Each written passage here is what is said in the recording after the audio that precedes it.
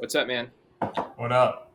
So I was looking back through this footage that we got at High Sierra, and I was pretty pleased with that very spontaneous truck to air shoot we did with Colin Caneva. Yeah, very spontaneous. Sorry about like knocking you off the truck a couple of times. It's all good. It's all good. Well, so if folks haven't seen it, let's take a look at it here. This is Colin Caneva and his Carbon Cub, and he's formed up on our camera. And that is literally Kevin driving a pickup truck and me in the back of it shooting. We've actually got this 360 video of it. Take a look at kind of the setup there. And, this all came together pretty quickly. What do you remember about how we put it together and briefed it? Yeah, I remember you said you wanted to do it, and we were in the truck and we were driving by Colin at the time. I was like, "Hey, we'll talk to Colin about doing this." What's up? You want to see on a carbon cup?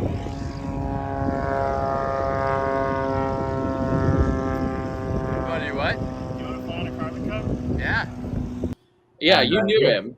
Yeah, I knew him from Mayday Stoll from back in Nebraska. So that was how I knew Colin. But yeah, it was good to brief it with him right before because he was going to go flying anyways. So yeah, he immediately agreed, which I thought was really cool. And I just remember him saying like, we're talking about how we would bail out in case something went wrong, et cetera, et cetera. But he's just like, stay at 60. We'll be good to go. I'll be able to fly around you guys. And I was just making sure we were at 60 and you weren't falling off. I didn't want to brake too hard or accelerate too hard. That was a little rough.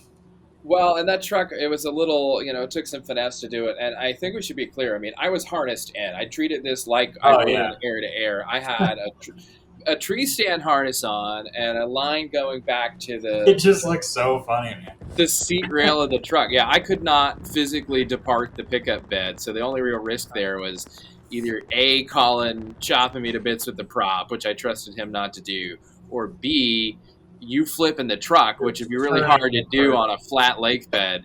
So we Yeah. briefed it, we talked about it, and then we just met up. And so what was it like for you to drive a truck and be essentially a platform ship for a truck to air shoot?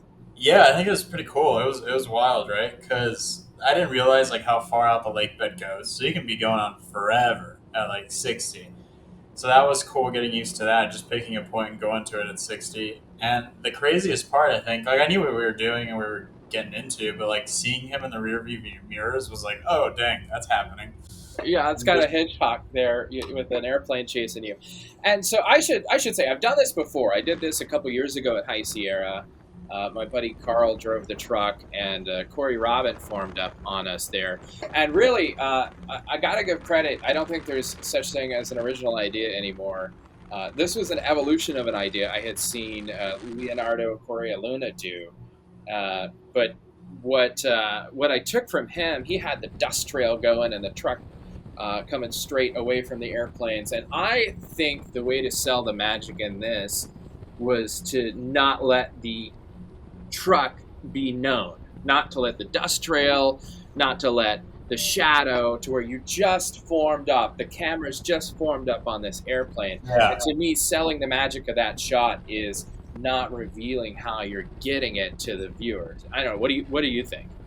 No, I think that is pretty cool. That angle would be awesome because it leaves like, was it a drone? Was it another plane flying lower? I think that was cool. But just from driving and being there, the coolest part was him cruising through the dust behind us, right? And like seeing Yeah. the shot. That was pretty insane.